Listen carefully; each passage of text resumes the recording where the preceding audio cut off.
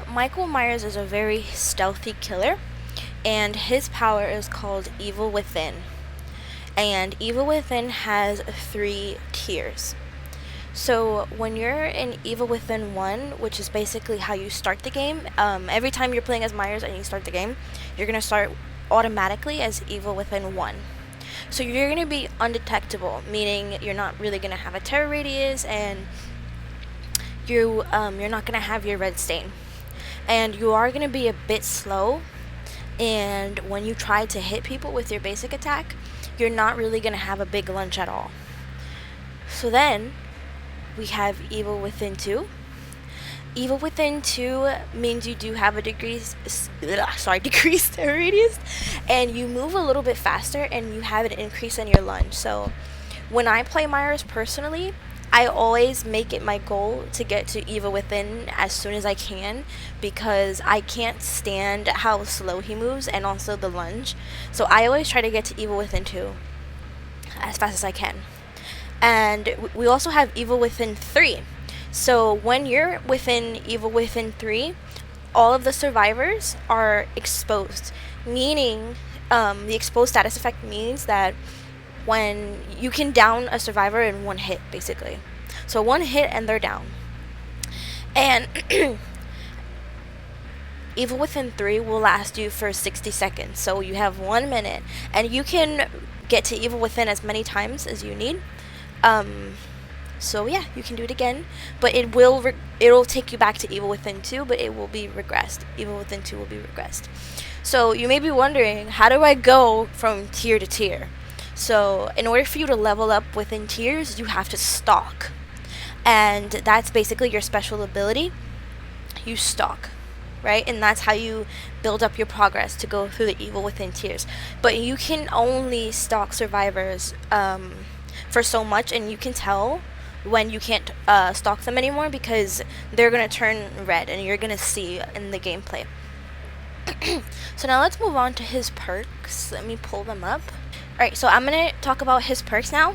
And by the way, Myers was he used to be my favorite killer. I've been playing Dead by Daylight pretty much ever since it came out, but I did take a hiatus for a little while. And he was my favorite killer, so that's why I have him prestiged so much. I think he's my highest prestiged killer. I mean, he's not ridiculously high, but yeah, he was my favorite. So let's go over his main teachable perks. And by the way, they're called, just in case you didn't know, they're called teachable perks because they can be passed on to other killers. So in order for these perks to go on to other killers, you have to prestige this killer. Okay, so yeah. One of Michael's perks, this is called Dying Light.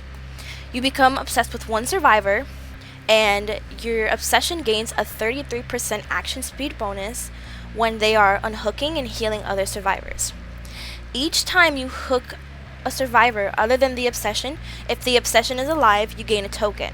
If the obsession is alive, all survivors who are not the obsession get 3% penalty to repair, healing, and sabotage speeds for each token. So then we have Play With Your Food, which I feel is pretty popular in a lot of builds nowadays. So basically, you become obsessed with one survivor, and every time you chase your obsession and you let them escape, you receive a token up to a maximum of 3 tokens. Each token increases your movement speed by 5%. And performing a basic attack or a special attack spends 1 token. Then we have Save the Best for Last. So you become obsessed with one survivor, and you earn a token for each successful basic attack that is not dealt to the obsession. Each token grants a stackable 4% decreased successful basic attack cooldown. You can earn up to 8 tokens. When you hit the obsession with a basic attack or special attack, lose 2 tokens. You cannot gain tokens as long as your obsession is sacrificed or killed. I'm going to try out this build, and I'm going to see how it works. Hopefully it goes pretty well. I'm going to put Dying Light, Play With Your Food, Monitor and Abuse, and A Nurse's Calling.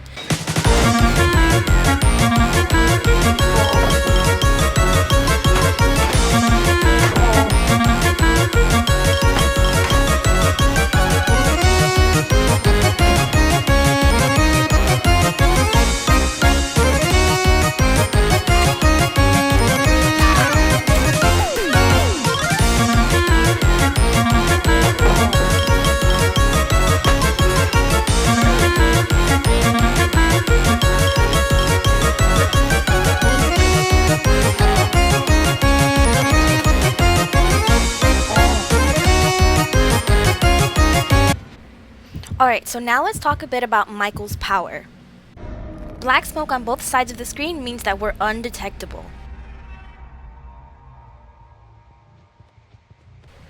Another way we know we're undetectable is that little circle on the right hand side.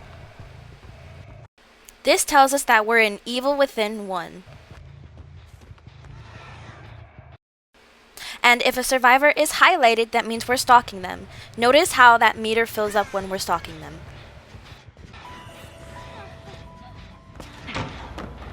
That is the music you'll hear when you're in Evil Within 2, and you'll also see the number 2 right in your meter.